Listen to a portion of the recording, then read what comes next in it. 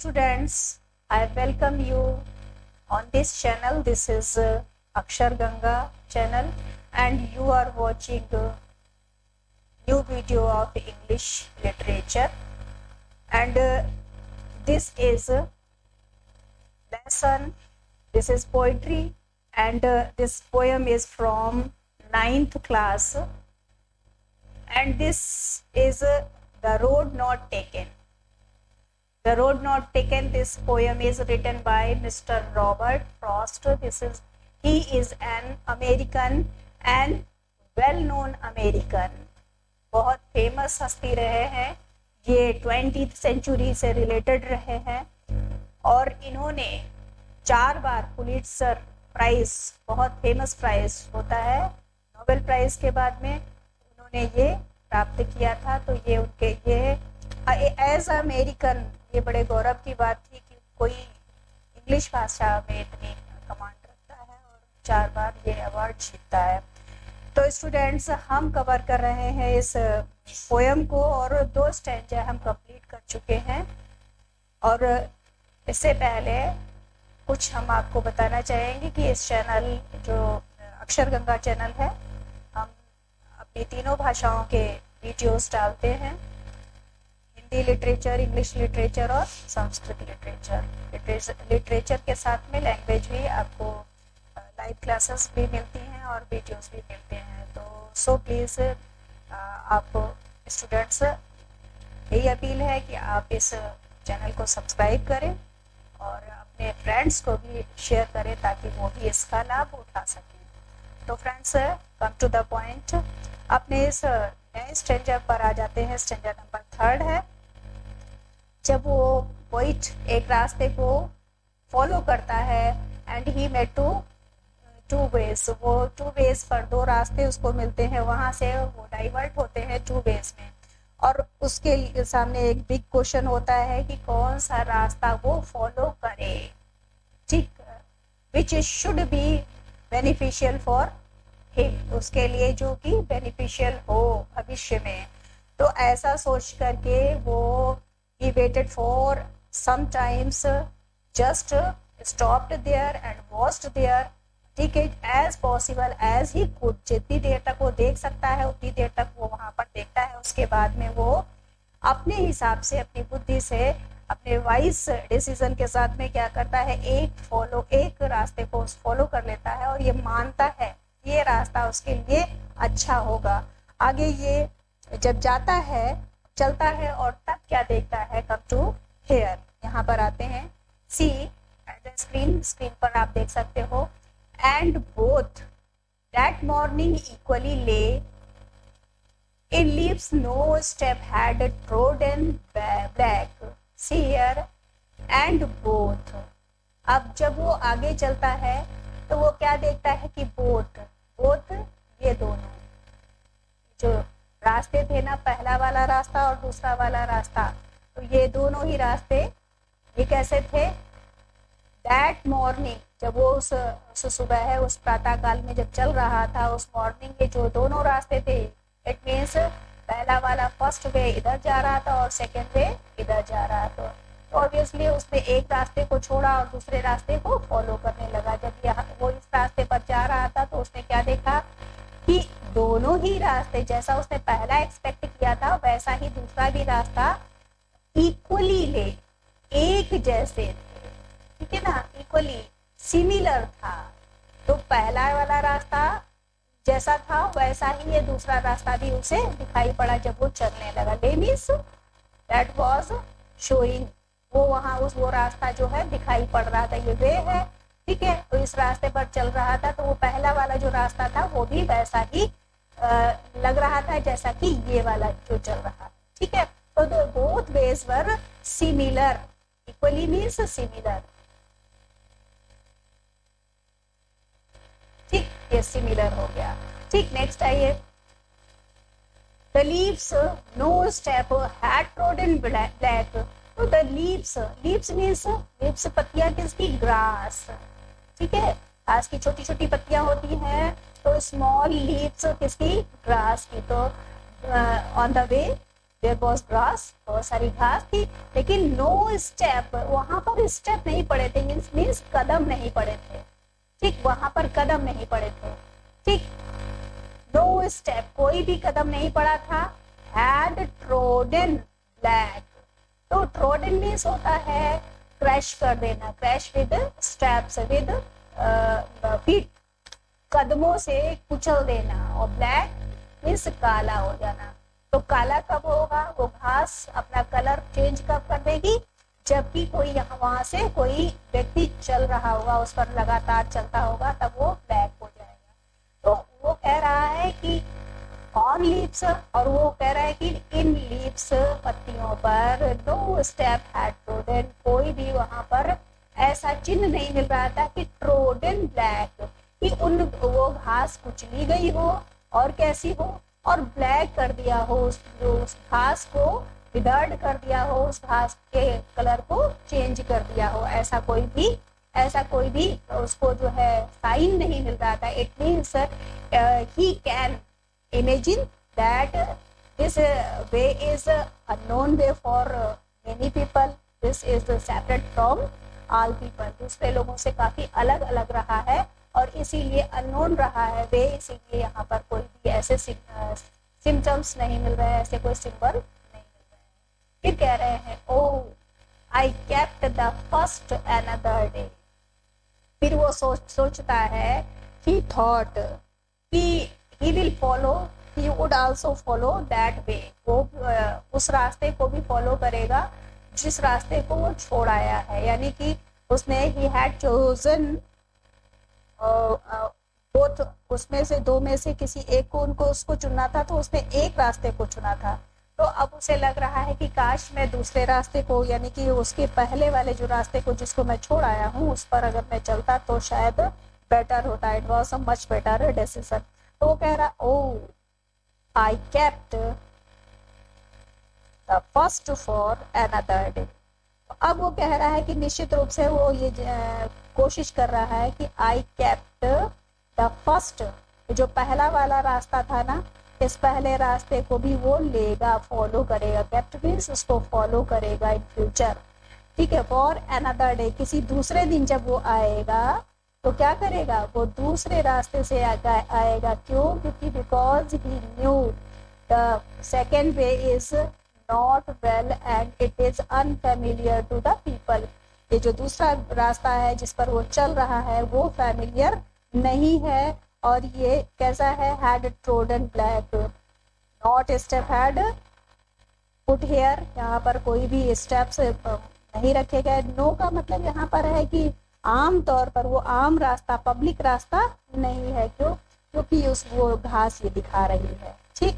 उसके बाद में फिर आगे देखिए, yet knowing how, फिर से देख लीजिए, yet knowing how way leads on to way, ठीक। उसके बाद ये कह रहे हैं कि यद्यपि वो जानता है, yet यहाँ पर क्या है, यद्यपि, ठीक है, यद्यपि knowing how, वो ये अच्छी तरह से जानता है, ही knew well, बहुत अच्छी तरह से जानता है, क्या जानता है, how way leads on to way, कि किस तरह से अब वो जो है जिस रास्ते पर वो चल रहा है उस रास्ते पर वो आगे बढ़ता चला जाएगा, इस रास्ते पर जा रहा है और इससे फिर अब दूसरा रास्ता उसे मिलेगा, और वहां पर भी कोई ऐसे कई चीजें होंगी जिसको उसको चूज करना पड़ेगा, इस तरह से उसका जीवन आगे बढ़ता चला जाएगा, और वो बहुत अच्छी तरह से जानता है कि वो अब इस रास्ते से वापस नहीं आ पाएगा, ठीक है,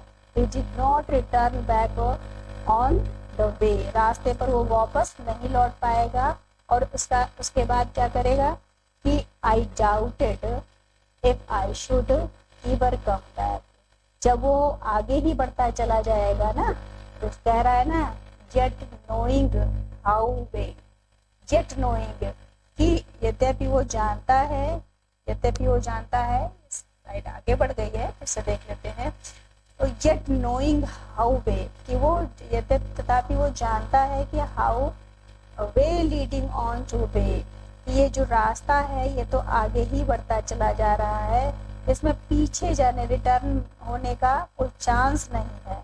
और ये जान करके फिर वो ये संदेह व्यक्त करता है, अपना सस्पिशन, अपना संदेह, अपना डाउट ये क्लियर करता है। कह रहा है if I should ever come back, if I should ever come back, it means शायद ही वो कम बैक वापस आ पाएगा, रिटर्न हो पाएगा।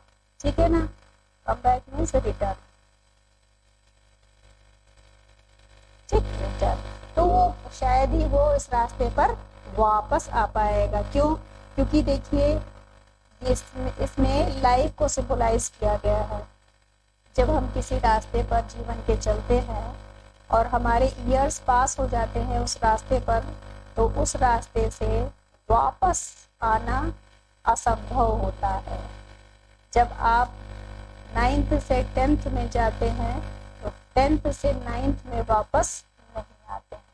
तो इसी तरह से हम अपने जीवन के रास्ते पर जब चलते हैं और एक डिसीजन लेते हैं, उसके आगे बढ़ते हैं, उसके बाद में अगर हम सोचे कि हम उस रास्ते पर वापस आ जाएं और अपना वही जीवन वहीं से स्टार्ट करें और हम कुछ और अलग करके देखें।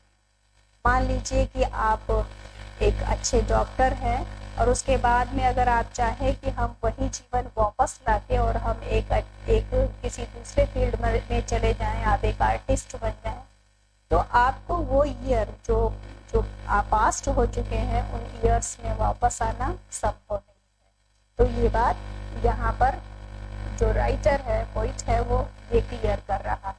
नाउ सी, आगे देखिए, I shall be telling this with a Sai.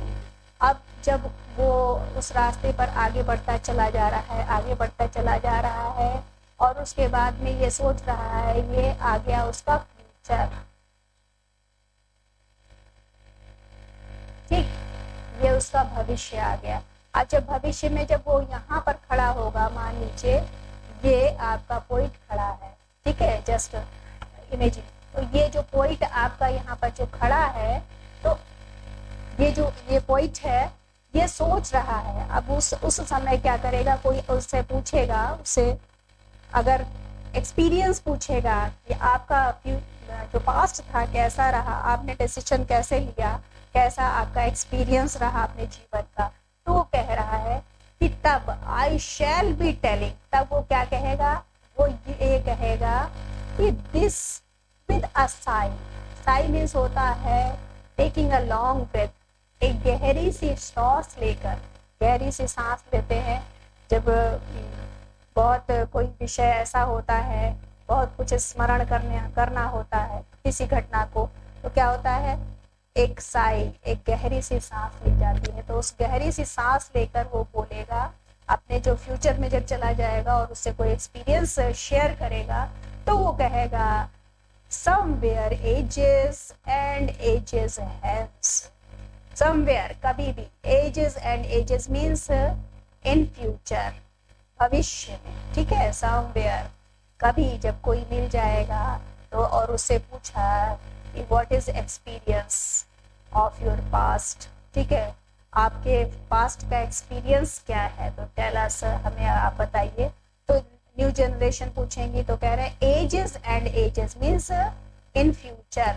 तो उसके बाद में वो कह रहे हैं two road diverged in a wood and I took the one less travelled by and that has made all the difference. ठीक, तो वो बताएगा कि टू रोड डाइवर्स्ड, जो दो रोड्स थी वो डाइवर्स्ड हो रही थी, यानी कि जब मैंने अपने when I started my life and I got a point where two ways were separated, दो रोडें जो थी अलग अलग थी, and I followed among one, ठीक, उसमें से मैंने एक को चुन लिया, ठीक, और उसके बाद में क्या हुआ कि डाइवोर्स, यहाँ पर देखिए ना, टू रोड डाइवोर्स, अब ये पास्ट में आ गया है, वो पास्ट की बात कर रहा है, क्यों, क्योंकि वो इन फ्यूचर बात कर रहा है ना।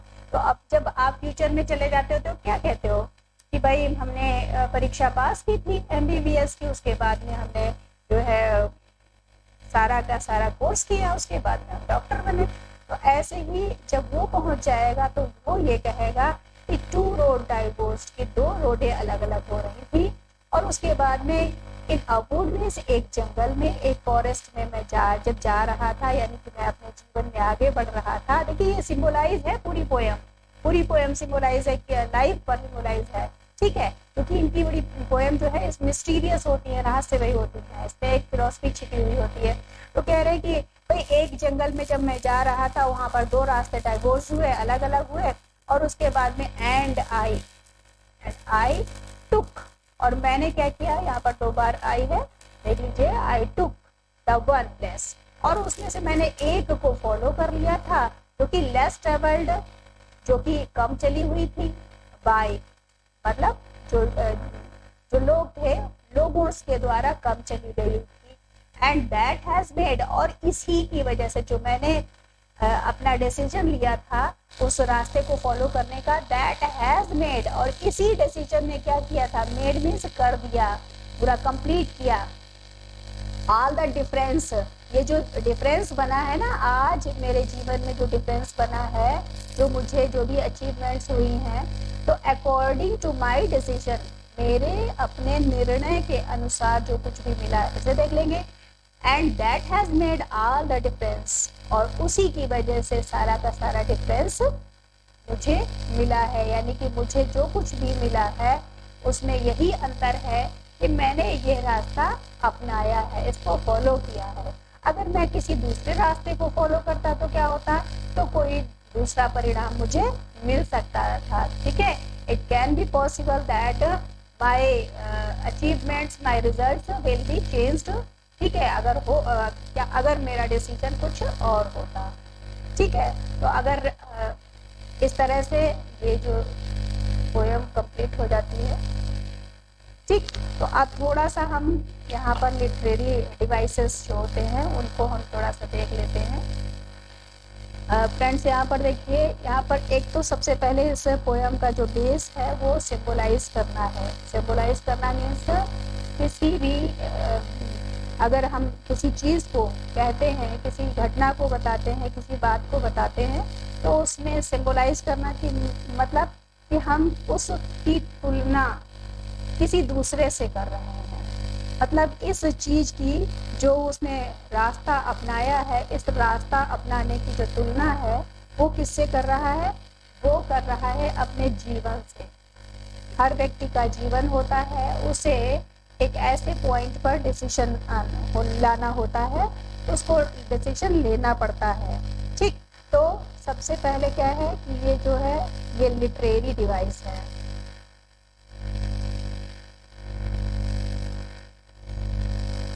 कुछ पेन में थोड़ा सा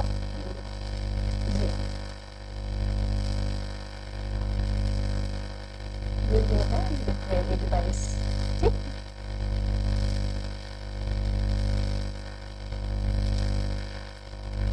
जी, लिटरेरी डिवाइसेस में देख लीजिए।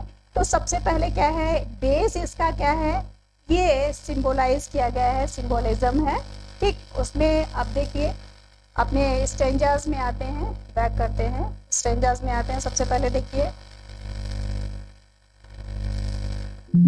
ठीक, एंड बोथ, पहले इस पार्ट को हम देख चुके हैं। ये जो पूरी पोएम है देखिए, ले, ब्लैक, डे, वे और बैक। अब आप देखिए यहाँ पर जो राइम स्कीम है, देखिए हर पोएम की में कुछ चीजें होती है, एक राइम स्कीम होती है और उसका क्या होता है, मीटर होता है। मीटर क्या होता है, उसकी मात्राओं के अकॉर्डिंग होता है, उसमें कितनी मात्राएं हैं, कितने सिलेबल पड़े हुए हैं। और जो राइम स्कीम क्या होती है, मीन्स उसका वो कितने पदों में गे हो रहा है, लास्ट में क्या है, ठीक है, अंत में क्या है। तो हम ये यूपी बोर्ड्स के खासतौर से उसके बच्चों को बता रहे हैं, वैसे सीबीएसई बोर्ड में ये आता भी है। तो देखिए यहाँ पर पीछे ये जो होते हैं वर्ड्स, ये निर्धारित करते हैं कि आपकी राइम स्कीम क्या है। अगर समान उच्चारण है तो राइम स्कीम एक जैसी होती है, और असमान उच्चारण है, जैसे आप देख सकते हैं ले, डे ये समान है। मान लीजिए इसको मैंने कहा ए और इसको कहा, ये देखिए ब्लैक है, ये चेंज है तो इसको हमने क्या कर दिया बी, और डे है ये डिफरेंट है लेकिन ये किससे सिमिलर हो रहा है, ले और डे। इट मीन्स क्या है, हमें यहाँ पर ए लिखना है, ठीक। उसके बाद में वे, डे और वे मैच कर रहे हैं इसलिए ए, और उसके बाद ब्लैक, देखिए ब्लैक और बैग दोनों सेम है, यहाँ पर बी कर देंगे तो क्या हो गई राइम स्कीम हमारी, ए बी ए बी, ठीक।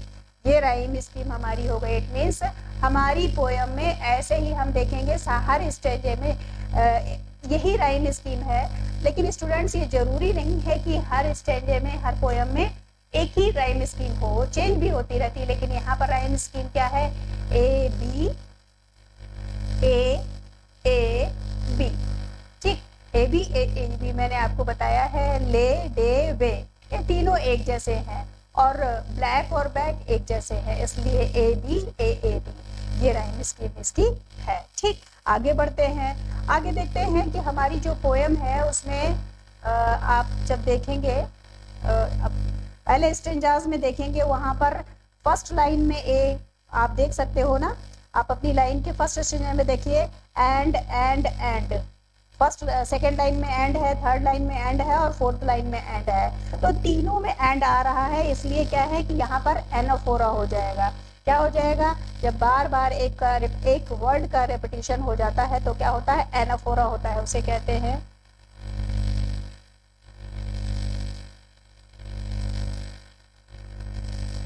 एनाफोरा, ठीक। इसे कहते हैं एनाफोरा। आप अपने उसमें देख भी सकते हैं, आप देख लेंगे पोएम में, देख लीजिएगा। नेक्स्ट क्या है, अब ये एनाफोरा क्या है, यहाँ पर देखिए रेपिटेशन वर्ड्स का हो रहा है, दूसरी बात है वाउल का हो रहा है, जिसे हम वॉवेल कहते हैं, तो वाउल उसे कहते हैं, जो उसका प्योर प्रोनाउंसिएशन है उसे वाउल कहते हैं। फिर उसके बाद में है नेक्स्ट अगला जो फोर्थ नंबर पे क्या है, राइम स्कीम आपको मैंने बता ही दी है। और स्टेंजर नंबर 2 में आप देख सकते हैं एलिट्रेशन का यूज हुआ है। आप जब सेकेंड स्टेंजर में देखेंगे, यहाँ पर सामने नहीं है, अब यहाँ पर देखिए बार बार आया हुआ है वांटेड वेरी, ठीक। वांटेड वेरी में डब्ल्यू का यूज हुआ है, डब्ल्यू आया है, ठीक है।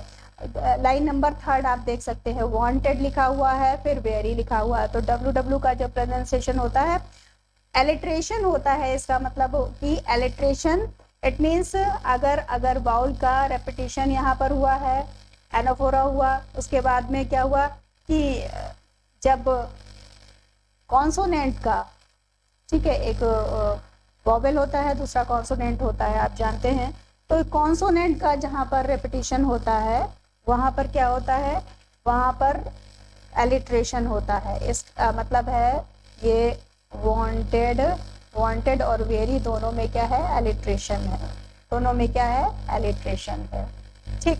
अगला इसी तरह से है थ्रो, एज फॉर, दैट, तो इसमें भी यहाँ पर टी इनका जो है प्रोनाउंसिएशन बार बार हो रहा है, ठीक है। आप लाइन नंबर 1 2 3 4 में देख सकते हैं, थ्रो में टी, उसके बाद में फॉर दैट में टी, उसके बाद में द में टी, इस तरह से उसका भी बार बार रिपीटिशन हो रहा है। रिपीटिशन हो रहा है इट मीन्स क्या है, यहाँ पर एलिट्रेशन है। एलिट्रेशन जहाँ पर कि आपके कॉन्सोनेंट बार बार रिपीट होते हैं तो वहाँ पर क्या है, एलिट्रेशन हो जाता है। मैं लिख देती हूँ, आप इसको नोट कर सकते हैं।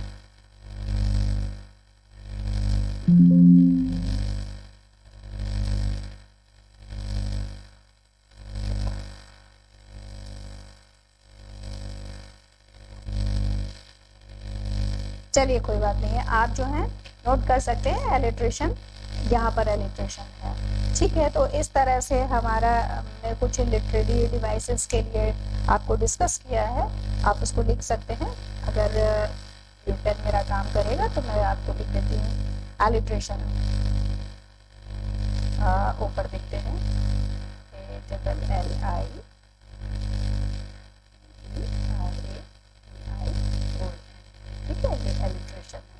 ठीक है। तो इस तरह से मैंने आपको कुछ लिटरेरी डिवाइसेस के विषय में भी बताया है, ये जरूरी रहता है। और राइम स्कीम बता दी आपको, और इसका मीनिंग बता दिया। थीम यही है, थीम सीधे सीधे सिम्बलाइज्ड की गई है। तो आई होप सारी चीज़ें क्लियर हो गई होंगी, एवरीथिंग इज़ क्लियर। तो अगर आपको कोई किसी भी तरह की चीज़ पूछनी हो, क्वेश्चन पूछना हो, तो you can write at chat box में भी आप लिख सकते हैं और आप कॉल भी कर सकते हैं, ठीक है। तो इस तरह से हमारा ये सेशन ख़त्म होता है और अब हम इस वीडियो को वाइट अप करते हैं। नेक्स्ट सेशन में फिर से मिलेंगे, तब तक के लिए आप thank you, thanks a lot, thank you very much.